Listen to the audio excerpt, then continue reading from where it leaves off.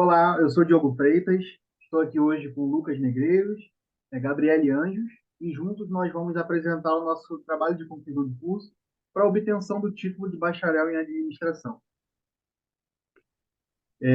Nosso professor orientador é o Glaucio de Melo Matos, tá? E o nosso tema, ele trata de finanças comportamentais, um estudo de como os atletas de futebol decidem investir o seu dinheiro. Na introdução, a gente traz uma visão do desenvolvimento do mercado financeiro no Brasil, seguindo as orientações econômicas a níveis globais. Hoje, a gente tem muita tecnologia no mercado, a gente tem diversos players que incrementam, né, esse mercado, que pertencem a esse mercado. As pessoas elas têm cada vez mais aberto suas contas nas corretoras, investido através das plataformas digitais. E de acordo com uma pesquisa realizada pela MIM em 2020, a poupança, que sempre foi o investimento preferido dos brasileiros, ela vem perdendo a popularidade entre os investidores no país.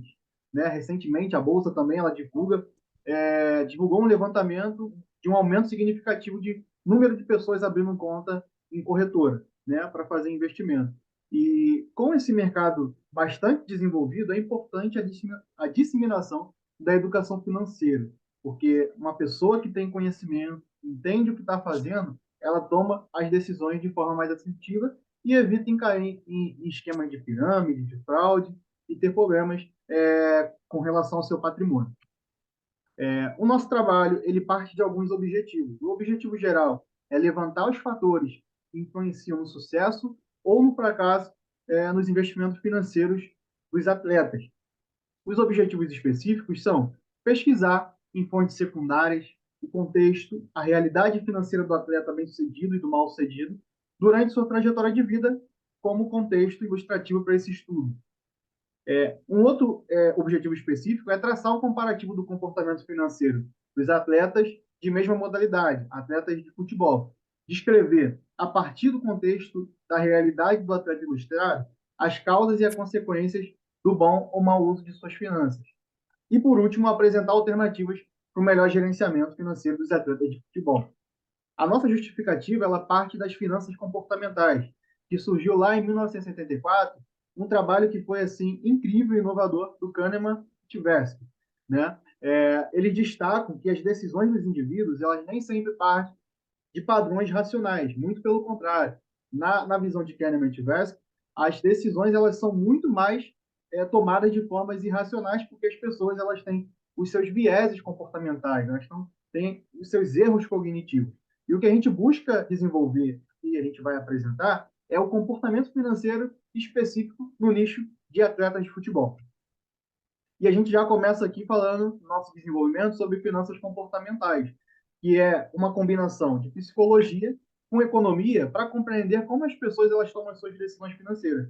Segundo o Richard Thaler, que é um renomado economista, que ganhou inclusive o prêmio Nobel, ele diz que as decisões financeiras nem sempre fazem isso de forma racional. Muitas decisões elas são com base no irracional. Diferente da economia clássica, a economia tradicional, do homo econômico, que diz que toda decisão ela é uma decisão racional, as finanças comportamentais diz que não, e elas são de formas irracionais. É, e a gente buscou desenvolver esse estudo com base nas finanças comportamentais para entender como os atletas de futebol eles decidem com relação às suas finanças. Um ponto também que a gente vai desenvolver é sobre as fraudes financeiras. Infelizmente, o mercado financeiro, como eu já citei, muito desenvolvido, isso não está isento de práticas de fraude, pessoas maliciosas, e as pessoas, por conta dos viés comportamentais, acabam caindo nesses esquemas. Né? Em 2023, ficou conhecido o caso de Mike Rocha de Oliveira, jogador do Palmeiras, junto com o Gustavo Scarpa.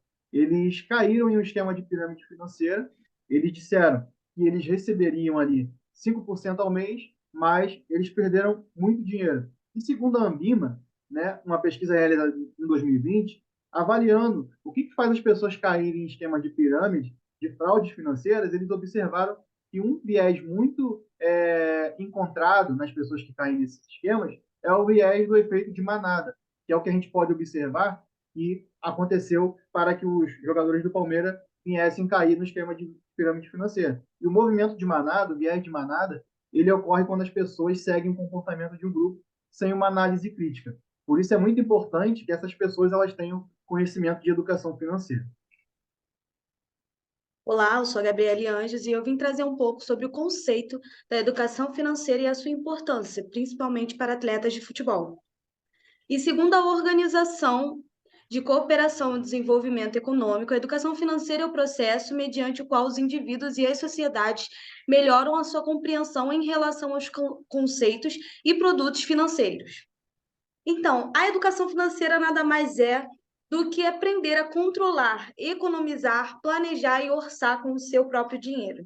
Né? Nós vemos que hoje no Brasil a importância financeira fica explícita porque nós temos um grande número de brasileiros inadimplentes no país. Para ser mais precisa, nos últimos índices apresentados pelo SPC e Serasa, né, nós temos 71 milhões de brasileiros inadimplentes.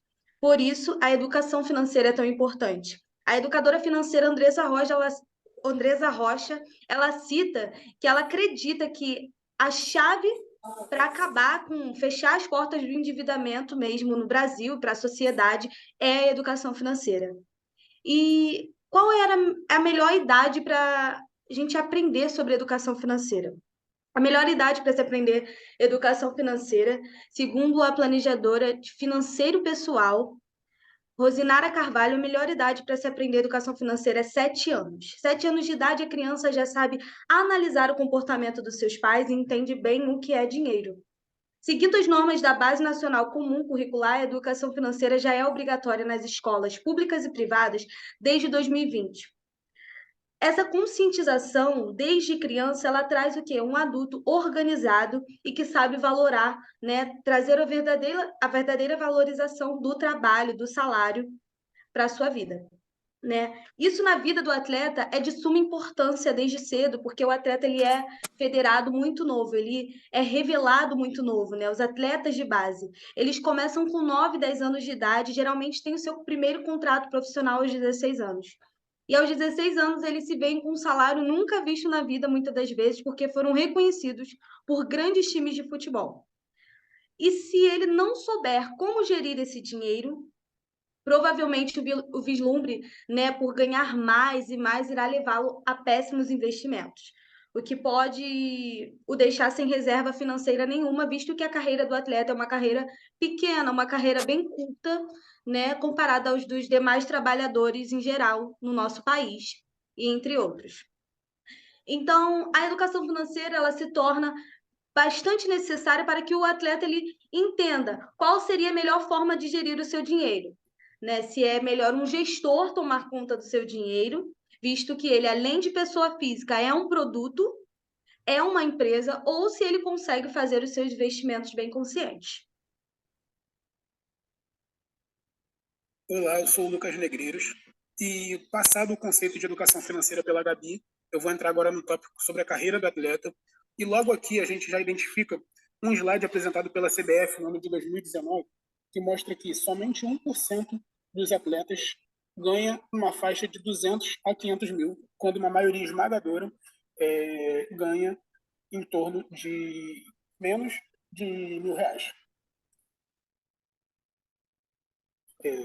Então, embora a gente saiba, o que isso quer dizer? Que embora a gente saiba que futebol é uma ferramenta para mudança de vida, a gente vê que a realidade dos números, a realidade dos fatos é um pouco mais dura.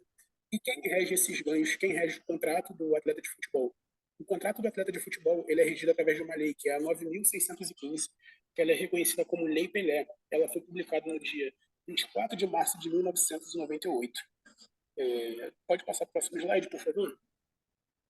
Sobre nossos procedimentos metodológicos, a pesquisa foi realizada por revisão bibliográfica, onde a gente visualizou principalmente em sites, artigos e livros também, informações e dados levantados a fim de validar a nossa tese a partir da problemática identificada, que é a gestão financeira de um atleta, através do comparativo que a gente fez entre 2 atletas de renome do Brasil. E nesse estudo de caso, a gente utilizou o exemplo dos jogadores Ronaldo Fenômeno. O Ronaldo Fenômeno, além de um jogador excepcional, ele foi reconhecido como um empresário de sucesso nitidamente. E como ele atingiu esse sucesso? Ele teve o alicerce da Viviane Leal, que é quem cuida das finanças dele desde o ano de 2003. E em 2018, a Viviane sugeriu ao Ronaldo que, além das finanças pessoais do Ronaldo e da família, eles abrissem um negócio, porque viram que deu tão certo esse modelo de negócio estabelecido entre as partes, e fundaram, assim, a R9 Gestão Financeira e Patrimonial. Hoje é uma empresa bilionária, uma das empresas do Ronaldo, é uma empresa bilionária que conta no seu portfólio diversos jogadores de renome no Brasil e no mundo afora.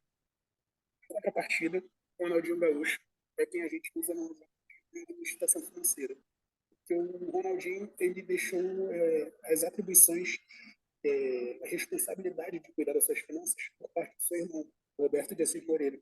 E devido à carência de estudo e até mesmo à carência de conhecimento acerca do assunto, isso levou com que ele tomasse mais decisões que acarretaram em sanções judiciais, acarretaram em passaportes confiscados do atleta, 57 imóveis bloqueados e uma dívida milionária. Ou seja, mais escolhas que levaram o Ronaldinho a um prejuízo milionário.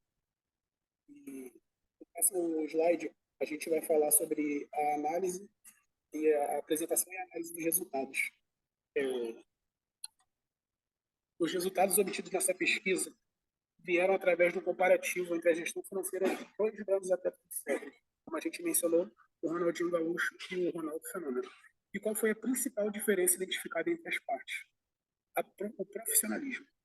Enquanto o Ronaldo Fenômeno teve a licença da Viviane Leal e toda uma estrutura que cuida das suas finanças, o Ronaldinho Gaúcho deixou isso por parte do Assis, o Roberto de Assis. E isso, a falta de conhecimento do Roberto, aliada a mais decisões tomadas em o Ronaldinho Gaúcho, fizeram com que, embora o jogador não tenha decretado falência, embora a gente saiba que seja um jogador que seja bem sucedido financeiramente, tivesse um prejuízo mais do que milionário. Então, isso valida a nossa tese que a gente costuma apresentar no trabalho, que é profissionalismo, a responsabilidade e o estudo da educação financeira. Então, não necessariamente que o atleta necessite de um profissional cuidando das suas finanças, mas quando ele faz isso, um profissional de forma séria, os resultados são nítidos, que é o caso do Ronaldo Fenômeno. E ainda que ele não tenha um profissional cuidando, a educação financeira é fundamental na vida de um atleta, assim como na vida do ser humano. Aí agora a gente vai falar sobre a conclusão e eu passo para o Diogo. E como considerações finais, o que a gente buscou realizar nesse estudo foi entender, utilizar as finanças comportamentais para justamente entender o comportamento financeiro do atleta. A gente buscou também entender como é que funciona a carreira do atleta e colocamos a proposta da educação financeira. Não para aquele atleta que já está com patrimônio, que já está lá na frente, que é o atleta fora da curva, mas uma educação financeira que parte desde o atleta da base, né? E que esse atleta ele tem um acompanhamento, porque todo ser humano tem os seus vieses comportamentais. Então, para que um atleta ele seja bem sucedido, ele precisa de acompanhamento profissional para que ele tome as melhores decisões possíveis. A carreira do atleta ela é muito diferente de um médico, de um advogado. Então, é importante que ele pense nas decisões que ele toma hoje, né? E o conhecimento desde a base já vai ajudar quando ele fechar um contrato e começar a ganhar mais dinheiro, para que ele possa se planejar e ter um futuro mais próximo. Aqui estão as nossas referências, que a gente fez as nossas pesquisas, e agradecemos e finalizamos por aqui.